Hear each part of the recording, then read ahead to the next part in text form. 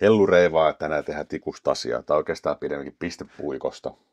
Eli tämmönen automaattinen pistepuikko, jos joku ei tiedä, niin täällä tehdään aloituspiste johonkin vaikka metalliseen objektiin, mitä lähdetään poraamaan. Ja mä tuommoisia metallitolppia porailin äsken ja tällä teen aina aloituksiin. Mulla oli tää jonkin aikaa tuossa hyllyssä ja nyt päätin kokeilla ja totesin, että tämähän on perhana hyvä. Ja oliko 4 pistettä saan täällä tehtyä, niin sitten tää hajosi. Ei tosiaan vaikka siellä kuinka.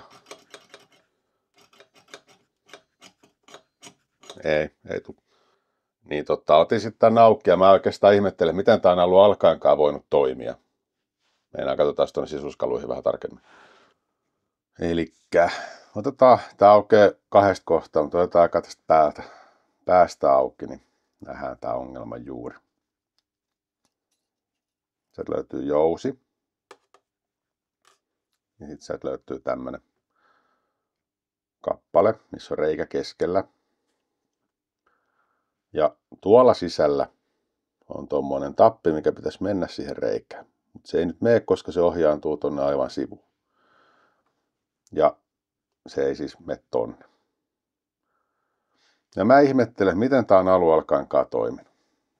No, otetaan sitten lisää auki. Taas jousi. Sitten se on tämmönen tappi, onko iskuri vai mikä. Ja sitten on tää varsinainen pistepuikko pääsiin. Eli tää iskee tohon sitten jotenkin, niin se piste tulee. Mutta siis tää jousi, mikä tässä on, niin tämähän ohjaa ton tapin tohon sivuun. Mä en tiedä, onko tää jousi sitten vääntynyt heti niin kuin käytön jälkeen, koska se pitäisi olla tuossa keskellä. Mutta tää on se kohta, missä mä nyt ihmettelen, että miten tää on voinut toimia, koska siis ei tässä muuten mitään.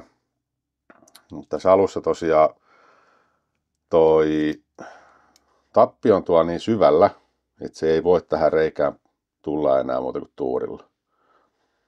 Tämähän on tosi simppeli korjaus. Mä eka mietin, että mä jyrsin kun sorvaan tuolla mun minisorvilla tonne joku palikan väliin, että tää tappi tulee ylemmäksi, jotta se pysyy aina tässä tämän palikan reijässä. Mulla oli tuossa pöydällä pyörimässä tämmönen M3 mutteri, minkä mä sitten päätin tippauttaa tonne. Ja katsotaan, mä heitän sen tonne väliin nyt. Se on siellä. Sitten heitetään takaisin tää osa. Ruuvataan kiinni.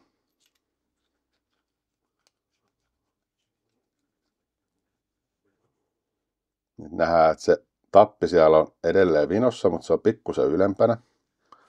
Ja nyt mitä mä laitan tän takaisin, niin mä painan tän tapin pohjaa, jotta mä saan sen uppoamaan tänne.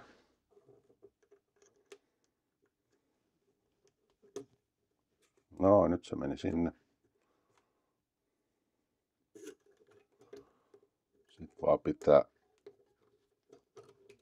pitää pohjassa, ettei se pääse sieltä nyt pomppaa pois, koska muuten se ei mene sinne takaisin.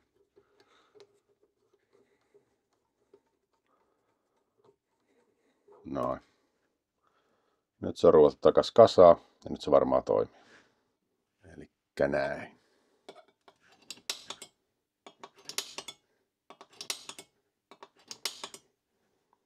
Hyvin toimii taas. Eli semmonen niksipirkka tänään, että M3-mutterilla saa korjattua automaattisen pistepuikon. Ei siinä. Ensi kertaa. Hei hei.